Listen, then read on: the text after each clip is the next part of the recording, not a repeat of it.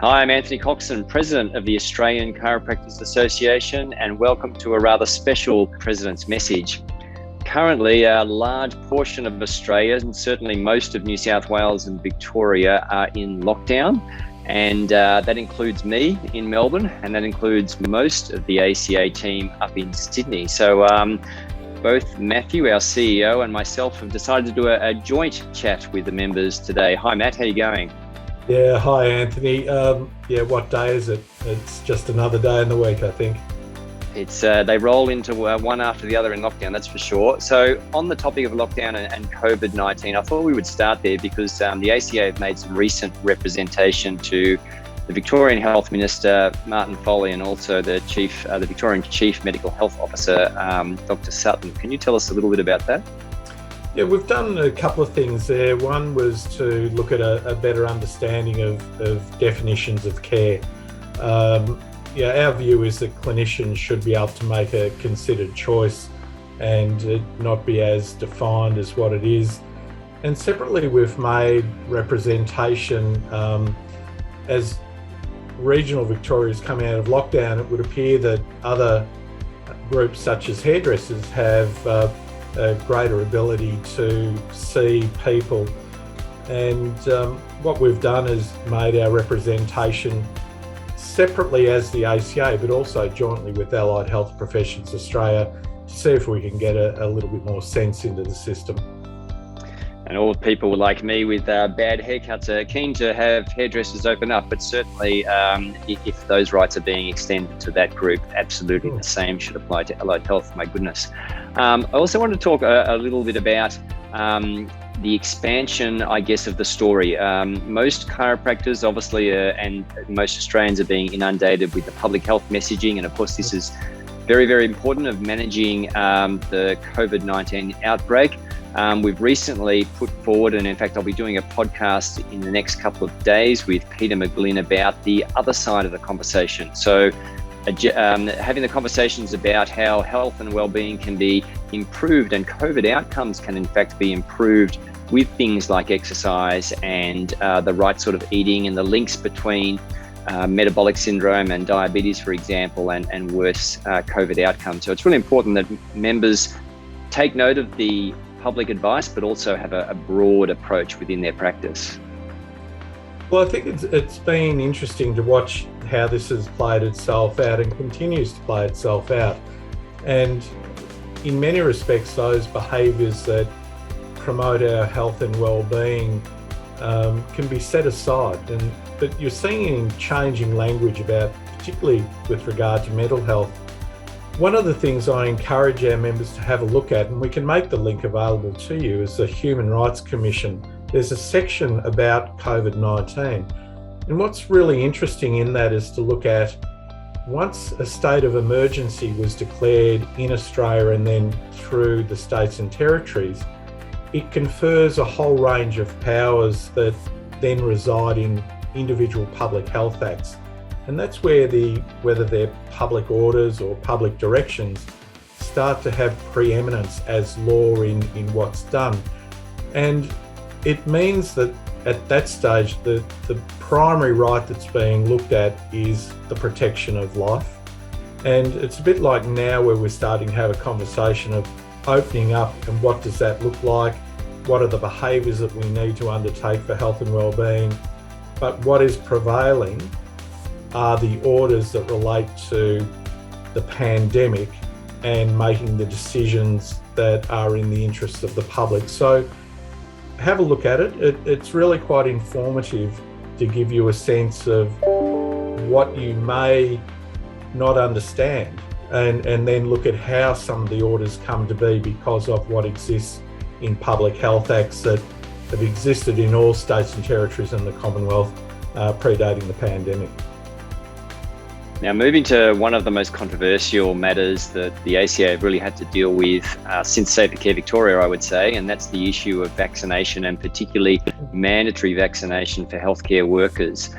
There's a lot of this bubbling around at the moment. There's moves in certainly parts of, or in Tasmania and in certain parts of Sydney, those local government areas of concern, where discussions are taking place. And these have happened also at the board level. We've considered this very carefully. We've sought legal advice. We've had meetings with OPR, and shortly we'll be releasing an updated statement about this. Can you maybe give the members just a broad brush view of where things are at with this?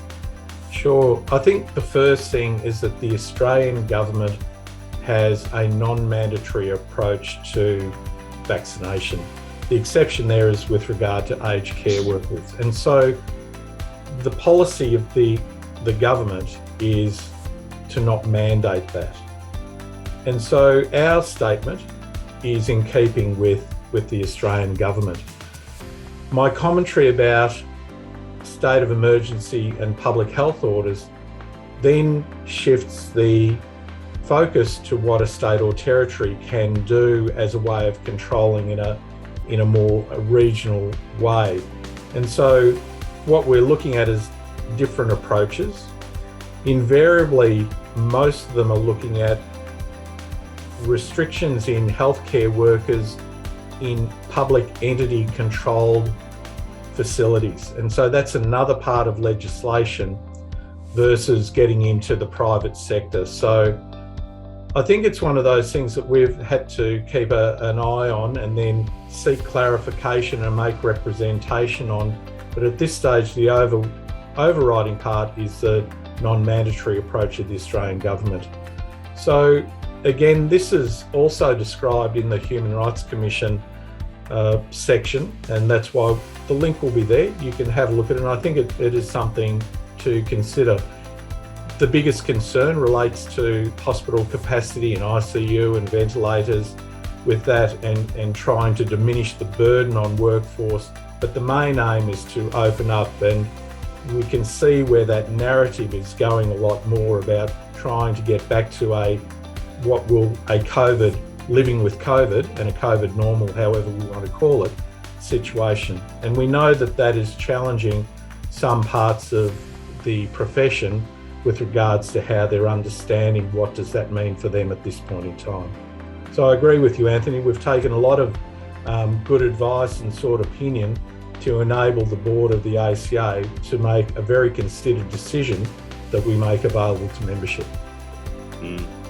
Yeah, look, there really is a lot to unpack there. There's a lot of feeling and emotion behind it. And we, in addition to releasing a more comprehensive statement shortly, we'll also be putting together a podcast with yourself, with me, and with Damien Christoph to just go into a lot more detail about some of the information and misinformation around that and how we navigate our way forward in a very tricky environment.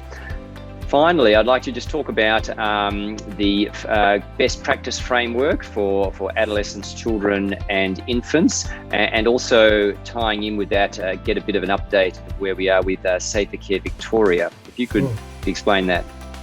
And this goes right back to what our submission was to the Safer Care Victoria process in, which year was it? 2019.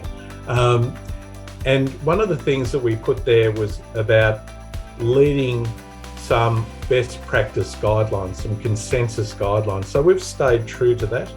It's also formed part of the representation we've made to all health ministers and their advisors to say that you can trust what we say we're going to do. And so with the best practice framework, we have got a whole lot of principles that we're working through with a committee. We're looking at how we can collaborate with overseas to ensure that it is leading practice. And then how this ties back into Safer Care Victoria is that what would be the outcome that we're really trying to achieve? The outcome should be that there are no recommendations implemented to come forward from the review, apart from those like what we're trying to do with best practice. But it also shifts the focus back to the Chiropractic Board of Australia to act as it can rather than in a politically hot environment. And if that's going to be the outcome that comes from the health ministers, and it enables the board to go back to what it could and should be doing, then that would be a great outcome, rather than in a really charged environment where a lot of people are trying to get a certain outcome from that. So, we've been meeting with different ministers or their representatives around Australia to get a sense of their views, and one of that has been important for us to say we're living up to our side of the bargain and what we said we were going to do. We are continuing to do that. Yeah, and I think having Cheryl Hawke on board is a big plus. Obviously, the author of the 2009 and 2016 consensus guidelines and Delphi studies, and this is a great coup for us. But to have something similar to what has been produced in the past, make it more contemporary, and have that sentiment of Safer Care Victoria, particularly including things like the public submissions in that research paper, I think is going to bode very well for the ACA going forward. Look, I agree. I think it shows how we're looking at this very much from what is in the interests of the public. How does that then relate to the profession? Because what we do understand about the profession, it provides great care.